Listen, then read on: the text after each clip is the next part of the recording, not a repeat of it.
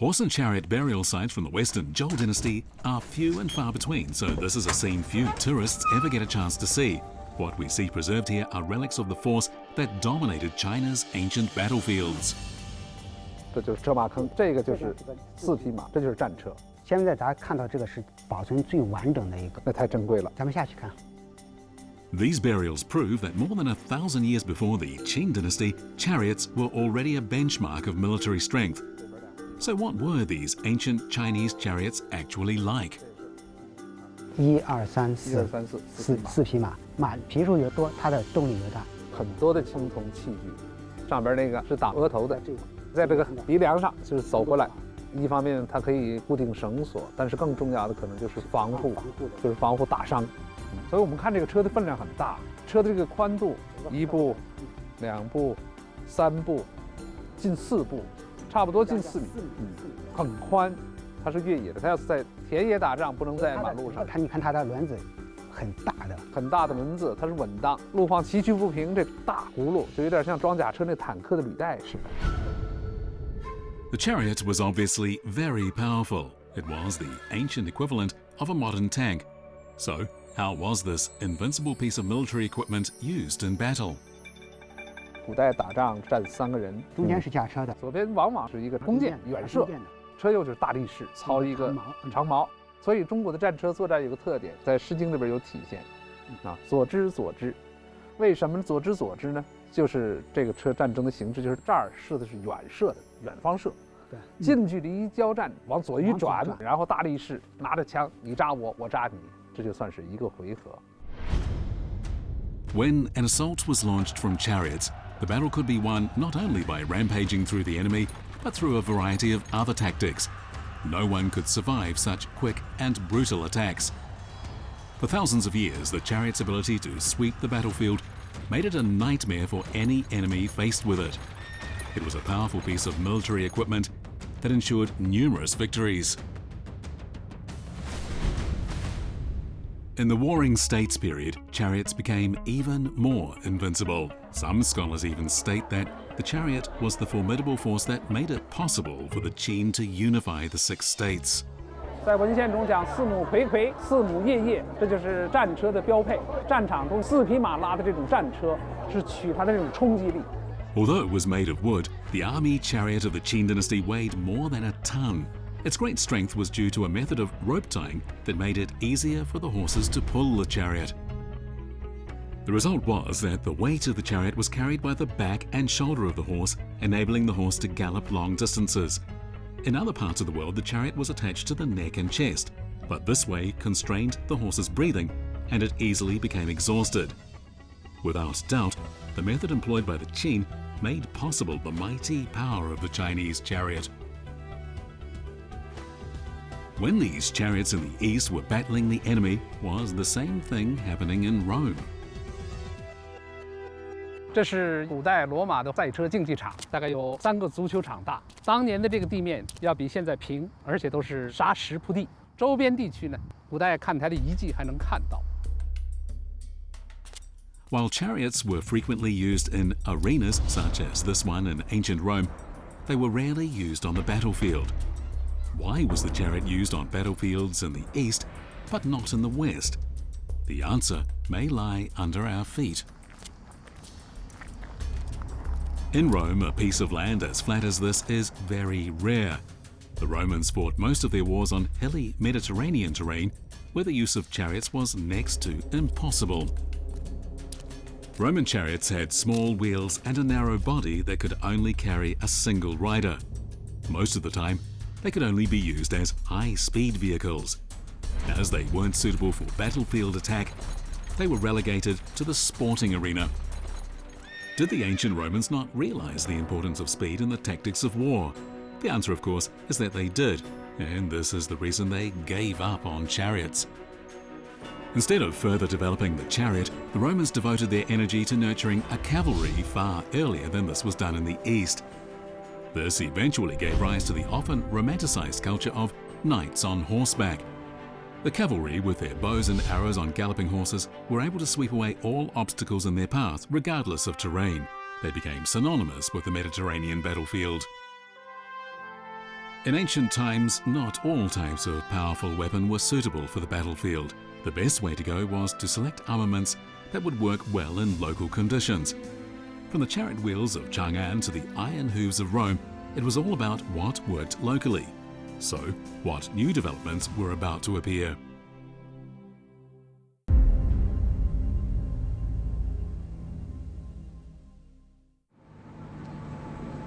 我眼前这座建筑呢，它叫凯旋门。这座历史建筑里边隐含着很多历史的秘密，让我们进来瞧瞧。It stands to reason that the most prominent position on the triumphal arch should be reserved for heroes. But surprisingly, instead it's the captives that are given prominence. The Romans carved in stone images of captured enemy leaders to remind everyone that they were great conquerors.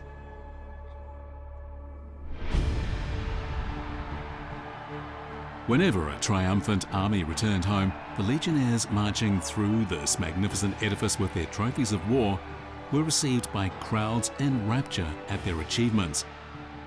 Victory in war was the pride and glory of ancient Roman society. Rome's highest honors were earned on the battlefield.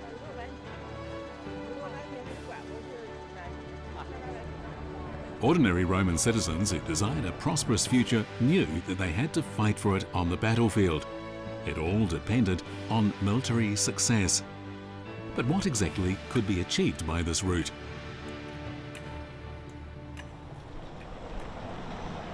We can see from these ancient images that the first thing to be gained from acquitting oneself well on the battlefield was wealth. Under the law, successful soldiers could be awarded trophies, and many soldiers acquired wealth in this way after major victories. In addition, after military reforms during the 2nd century BCE, legionnaires could be granted benefits and a generous amount of land after they retired. It was really a kind of welfare provision for soldiers, but it was far from the greatest benefit of being a soldier. In ancient Rome, recognition of military merit also brought with it social respect, a prerequisite for entering political life and a stepping stone to becoming a member of the social elite. In the Roman Senate, successful legionnaires sometimes accounted for half the total number of senators.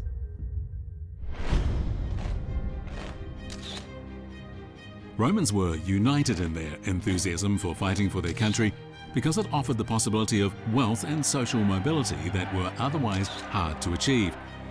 This ancient triumphal arch is thus much more than a historical site. It was the spiritual home of the warriors of ancient Rome.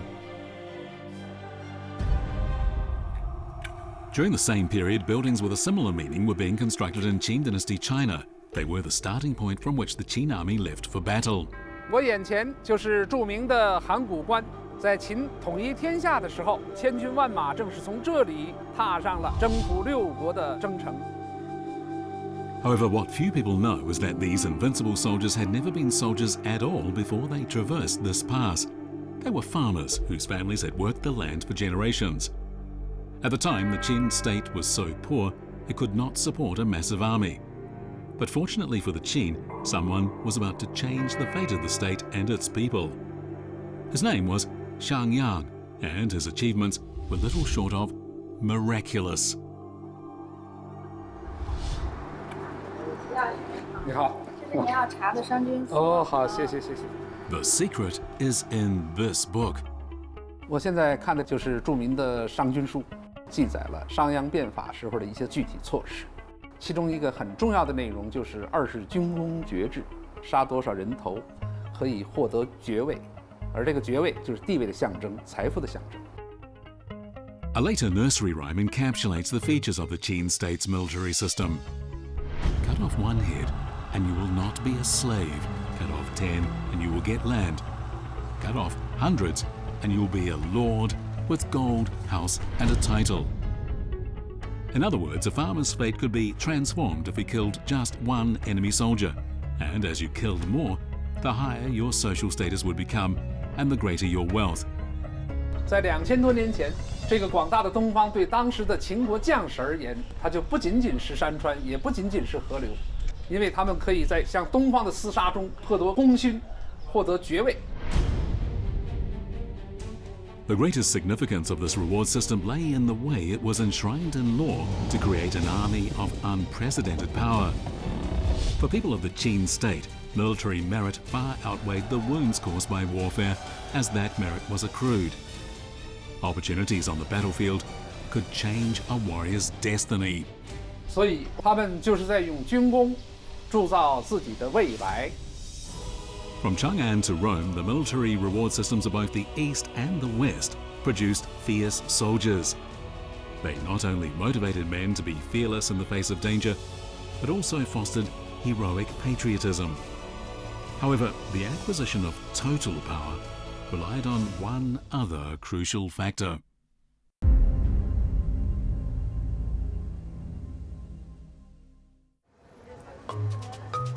我们知道，古罗马的历史上一直都是能征惯战，有的时候一场战争涉及的人口动辄10几万，那么这就有一个问题，它的后勤问题怎么解决的呢？答案就在我前方的这个柱子上。 This is Trajan's Column, a monument that commemorates the Dacian Wars in the 2nd century AD. Rome assembled the largest army in history to fight these wars, some 150,000 legionnaires. It's been calculated that in the first month alone, 3,975 tons of animal feed and 4,050 tons of equipment were needed. As this war lasted 2 years, the amount of supplies needed was massive. While Rome was obviously powerful enough to afford the expense, how did they get the supplies to the battlefield? These are two chariots bring the treasure of the Dutch. 刚才馆长讲，这是来自达契亚的东西，这是从达契亚走的东西。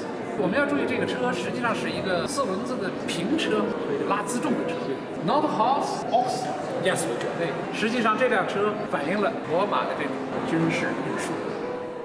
Carriages such as these, loaded with trophies travelling back to Rome, were the same ones that carried supplies and armaments from Rome to the front line. Countless transport carriages were used to accomplish this, and they all needed good roads. The distance from Rome to Dacia was 1,500 kilometres, and this was the real challenge. The Appian Way was built more than 2,000 years ago. It's really not difficult to imagine bullock-drawn carriages travelling along this ancient road. 这条大道到今天还在有汽车来回走，所以我们如果细看的话，这是千年大道走成沟。罗马的大道并排可以行2架车，所以罗马人为了经营天下，他是踏踏实实从脚底下做起。而罗马的军队有个特点，就是走到哪儿修到哪儿，所以非常扎实。 These roads are still in use today, proving that no expense was spared and that they were constructed to a high standard. A large amount of money was also spent on building a bridge over the Rhine River. All of this was so expensive that Rome's coffers became seriously depleted. But history shows that the investment paid off. As the Roman army didn't have to worry about supplies, its forces were able to take 165 tons of pure gold and 331 tons of silver from their enemies. They also took 230,000 square kilometers of arable land. 通过这种大道呢，我们可以看到罗马人征服天下的脚步。